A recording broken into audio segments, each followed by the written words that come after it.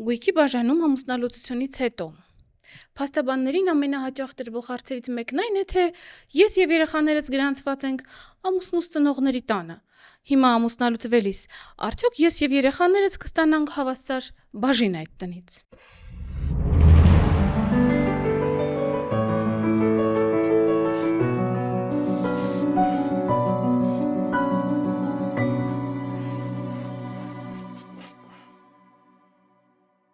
Բարև ձեզ։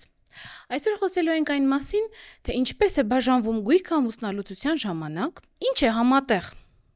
գույքը, ինչ ժամկետներ կան դիմելու դատարան ստանալու ամուսնության ընթացքում ձեռք բերված գույքի ձեր մասը, եւ իհարկե, եթե այս տեսանյութը դիտեք մինչև վերջ, ապա ես կպատասխանեմ նաեւ այն կարևոր հարցին, թե ով է վճարելու վարկերը, երբ ամուսնալուծվեք։ Բայց մինչ այդ բաժանորդագրվեք իմ ալիքին, տեղեկանալու վերջին թարմացումներին, ինչպես նաև սեղմեք զանգակ կոճակը, որպեսզի ձեզ ծանուցում ուղարկվի նոր տեղադրված նյութերի մասին։ Եվ այսպես, ամեն ինչի մասին հերթականությամբ։ Եկեք հասկանանք, ինչ կարգավորումներ կա գույքի բաժանման համար։ Առաջինը դա ամուսնական պայմանագիրն է։ Այսինքն դուք ձեր գույքը կարող եք կառավարել, եթե կնքում եք ամուսնական պայմանագիր։ Սակայն ինչ է տեղի ունենում, երբ այդպիսին չկա։ Այստեղ գործում է ընդհանուր կանոնը։ Ինչ է այն ենթադրում։ Ընդհանուր կանոն ենթադրում է, որ անգամ եթե դուք գտնվում եք երեխաների խնամքի արձակուրդում եւ չեք աշխատում, իսկ ձեր ամուսինը որոշում է, օրինակ, Bentley գնել եւ հետո ամուսնալուծվում եք, այդ Bentley 4 անիվներից 2-ը միանշանակ ձերն է, անկախ նրանից դուք մասնակցել եք այդ գույքի ձեռքբերմանը, թե ոչ։ Այստեղ գործում է համատեղ սեփականության ընդհանուր կանոնը, այսինքն ձեզ է պատկանում ամեն ինչի 50%-ը։ Բերեք հասկանանք, այդ ընդհանուր գույք ասացի մեջ ինչ է մտնում։ Բնակարան, եկամուտ, շարժական եւ անշարժ գույք, հողամաս եւ այլն։ Այստեղ մի շատ կարևոր դիտարկում կա։ Բոլոր գույքերը չեն, որոնք ձեռք են բերվել ամուսնության ընթացքում, սակայն համատեղ գույք են դիտարկվում։ Որոնք են դրանք։ Օրինակ, դուք ձեր տատիկից ժառանգություն եք ստացել գյուղի տունը։ Ամուսնալուծության ժամանակ այդ տունը կմնա ձերը, որովհետև դա ձեր անհատական գույքն է։ Կամ, եթե ձեր ամուսնու եղբայրն իրեն բնակարան է նվիրել, նվիրատվություն է տեղի ունեցել, այս պարագայում եւս ամուսնալուծության ընթացքում տվյալ գույքը չի համարվի համատեղ ձեռք բերված գույք եւ չի բաժանվի հավասարապես, բացառությամբ, եթե տարիների ընթացքում համատեղ ամուսնության ժամանակ մյուս ամուսնու մասնակցությամբ չի իրականացվել տվյալ գույքի էական բարելավում։ Օրինակ, եթե այդ տատիկի տունը, որը դուք ժառանգություն եք ստացել, ձեր ամուսնու ֆինանսական միջոցներով վերանորոգել եք, երկրորդ հարկ եք ավելացրել, դրանով իսկ ավելացրել եք նրա արժեքը, ապա այն դատական կարգով կարող է դիտարկվել համատեղ սեփականություն կամ առնվազն ամուսնալուծվելիս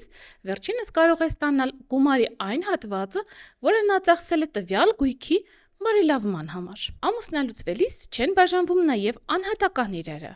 Որոնք են դրանք։ Անձնական հագուստը, կոշիկը, իրերը, սակայն սրա մեջ չի դիտարկվում նաև պերճանքի առարկաները։ Այնպես որ շատ կարևոր է հասկանալ, որն է համատեղ սեփականություն, որը չէ։ Սակայն գիծը այստեղ միանշանակ չէ, որովհետև դատարանը յուրաքանչյուր գործի քննության պարագայում, դիտարկելով բոլոր հանգամանքները, կարող է այս շեմը մի փոքր տատանել։ Ինչպես է տեղի ունենում համատեղ գույքի բաժանումը։ Եթե չկա այլ կարգավորում եւ այլ դիրքավորումներ, ապա այստեղ տեղի է ունենում 50-50 բաժանումը։ Սակայն կարող է լինել իրավիճակ, երբ դատարանը գտնի, որ որոշակի տարբերություն պետք է այնուամենայնիվ լինի։ Մի կարևոր հարց, ինձ հաճախ տալիս են այսպիսի հարց իմ վստահորդները։ Ես 4 երեխաների հետ եմ մնալու, ամուսինս մենակ։ Միթե ինձ տան ավելի շատ փայ չի հասնում։ Պատասխանն է ոչ։ Երեխաների առկայությունը դեռևս ավտոմատ հիմք չէ, որ դուք գույքի բաժանման ժամանակ կստանաք ավելի շատ բաժին։ Բոլոր դեպքերում 21-րդ դարում, երբ պայմանագրերը գրեթե բոլոր ոլորտները կարգավորում են, ես միշտ խորհուրդ եմ տալիս կա մտահոգություն, կնքեք ամուսնական պայմանագիր։ Մի վերապահում, այն պարտադիր պետք է ստանա նոտարական վավերացում։ Այստեղ դուք կարող եք կարգավորել թե որ գույքը ում է մնալու, ինչպիսի նախապայմաններ կարող են դրվել ամուսնալության ընթացքում, բայց օրենսդիրը այստեղ մի վերապահում էլ ունի։ Այն ամուսնական պայմանագրերը, որոնք ակնհայտ վատ, ծայրահեղ վատ վիճակում են դնում ամուսիններից մեկին, կարող են դիտարկվել առ ոչինչ պայմանագրեր։ Եվ շատ կարևոր է հիշել, երբ կարող եք դիմել դատարան գույքը բաժանելու համար։ Այստեղ գործում է վաղեմության ընդհանուր ժամկետի կանոնը, այն է 3 տարի ժամկետը։ Սակայն ամուսնալուծման փաստը դեռևս հիմք չէ, որ այդ 3 տարին սկսի հոսել։ Ենթադրենք, դուք ամուսնալուծվել եք 2020 թվականին եւ շարունակում եք մինչ օրս բնակվել ձեր համատեղ բնակարանում։ Սակայն 26 թվականի գարնանը ձեր ամուսինը գալիս եւ ասում է, որ պետք է լքեք բնակարանը։ Հետևաբար, դուք այդ պահից սկսած կարող եք դիմել դատարան եւ պնդել, որ այդ պահին են առաջ եկել ձեր գույքային իրավունքները խոչընդոտելու մասին տեղեկությունները։ Այսինքն, մինչ այդ ամուսնալուծվելը դեռևս հիմք չէր ձեզ համար դատարան դիմելու եւ գույքի մասով ձեր բաժինը ստանալու համար։ Կամ, օրինակ, ձեր ամուսինը ձեր համատեղ բնակարանի փականն է փոխել եւ դուք այլևս հասանելիություն չունեք համատեղ բնակարանին։ Հենց այս պահից սկսած է դառնում անհասանելի ձեր սեփականության իրավունքի իրականացումը եւ այդ պահից սկսած կարող եք դիմել դատարան։ 3 տարի ժամկետը այնպես չի, որ սկսում է գործել ամուսնալուծության պահից, այլ այն պահից, երբ պարզ է դառնում, որ խախտվել է ձեր սեփականության իրավունքը։ Եվ ինչպես խոստացել էի սկզբում, պատասխանեմ նաև այն հարցին, թե ես եմ արդյոք վճարելու այն վարկը, որը վերցրել էր ամուսինս։ Պատասխանն է. այո, եթե այդ վարկը վերցվել է ընդհանուր ընտանեկան շահի համար։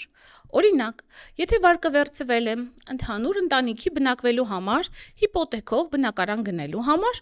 ապա այստեղ դատարանը նաև կարող է որոշել բնակարանը ում է մնում, ով է վճարողը լինելու եւ այլն, եւ ըստ այդմ բաշխել վարկը։